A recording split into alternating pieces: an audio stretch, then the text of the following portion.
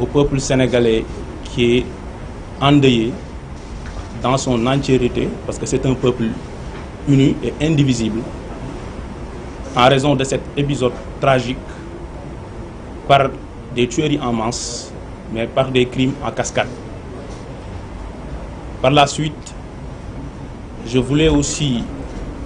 m'associer au message de Cheikh Tidiane Dièye, au message de compassion, pour manifester notre désarroi à la suite des dégâts matériels, des dégâts qui sont énormes à raison d'un gouvernement irresponsable qui décide de maintenir ce pays en tension. Mais en raison aussi des nombreuses blessures suite à des cas de torture manifestes au sein des commissariats de police et des brigades de la gendarmerie, confortés, aidés et renforcés et assistés par des milices et des nervis. Ginnaaw loolu nag bëggoon naa accès sama intervention ci ñaari wàll. Premier wàll bi mooy li jëm ci justice, muy dossier bi nga xam ne lu ëpp ñaari at, parce que mars 2021 la tàmbale woon, tey ñu ngi ci juin 2023, moo tenir en haleine le débat public, mais moo tere Sénégal ñëpp kenn mënu am jàmm. Bu weesoo loolu nag dinaa revenir ci ay éléments de réponse par rapport ak plainte bi nga xam ne sénégalais yi ñoo décidé,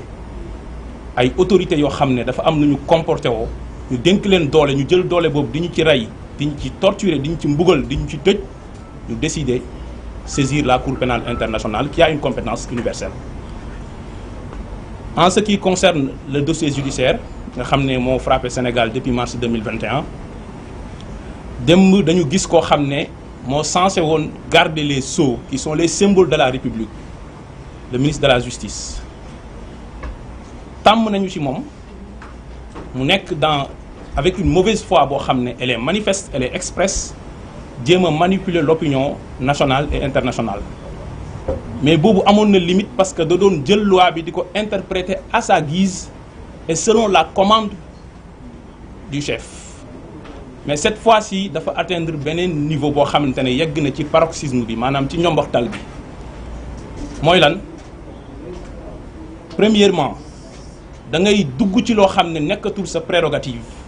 parce que ministre de la justice bi ñu la nommé dafa am décret boo xam ne mars 2023 la boo xam ni moo organisé ministère de la justice wax la yow lan mooy say attribution. Ministre de la justice nekkul mooy wax magistrat yi li ñu war a àtte ak li ñu warta àtte, nekkul moom mooy commenter une décision de justice, même su fekkee une décision définitive la, parce que su boobaa dafay immixé wu en tant que kuy représenter la chancellerie, bokk ci exécutif bi di dugg ci pouvoir judiciaire. Mais li pire mooy décision boo xam ne elle n'est pas encore définitive, parce qu'il y a des appels. La partie civile a fait appel. Ndeye Khady Ndiaye, l'une des co-accusées, a fait appel. Donc c'est une décision pendante. yow nga ne da ngay commenter décision di wax fan lañ ko teg, donc loolu day influencer la juridiction d'appel. Li pire nag mooy nee na dafay dugg ci esprit wu juge bi, maanaam moom mooy wax juge boo xam ne àtte na ba pare, mais ba léegi décision bi disponible gul. te décision nag ñetti wàll la: qualité bi nga xam ne greffier bi moo koy def, wax ñan ñoo àtte mbir mi, composition tribunal bi nan la demee, identité wu partie ak seeni avocat, ak kañ nañ saisir juge bi ak fan lañ jaar. Su paree juge bi daal di def motif, maanaam fan la teg décision am, après mu indi dispositif. Li génn keroog dispositif la, c'est un prononcé ne lii la ñu àtte, mais juge bi tant que génneegul décision bi, cour d'appel mënagul statuer. moo tax même kuy def appel bu demoon def ko ci cour d'appel, greffier bu cour d'appel dafay demander greffier bu nekk ci tribunal de grande instance ne ko indil ma décision bi. Avocat yi su ñuy plaider en appel, procureur buy def réquisitoire en appel, moom procureur général, lépp ci décision bu nañ koy basé. Donc ki nga xam ne nag moom moo rendre décision waxagul fan la ko teg, ministre bi génn ne moom mooy wax sénégalais yi décision bi fan lañ ko teg. ma koy laaj nag, est-ce que loolu tekkiwul ne décision bi décision wam la et que juge bi dafa ñëw rek lire ko? su fekkee loolu la na am courage wax ko sénégalais yi. bi ci tegu mooy deuxième niveau bi nag mooy wax loolu wàllum waxut mais inventer ay décisions de justice te dinaa ci revenir benn par benn. dañu ko dégg mu ni ci ordonnance de renvoi bi nga xam ne moom la doyen des juges jël pour renvoyer mbir mi devant la chambre criminelle muy ordonnance boo xam ne elle est inédite dans les annales judiciaires mu ne ci ordonnance bi dañu renvoyer Ousmane Sonko le président Ousmane Sonko pour corruption de la jeunesse mu ne loolu ci liñ ko renvoyer woon la bokk ne daal di ne dem leen ngeen lire waaw yéen ñii nag comme jàng ngeen am ngeen xel mën ngeen a lire gumba woo leen nañu ànd ñu liirandoor dispositif bu ordonnance bi. Vu l'article 175 du code de procédure pénale décernant ordonnance de prise de corps contre Ousmane Sonko et Ndeye Khady Ndiaye, ordonnons leur mise en accusation et leur renvoi devant le tribunal de grande instance de Dakar statuant en matière criminelle pour y être jugés conformément à la loi pour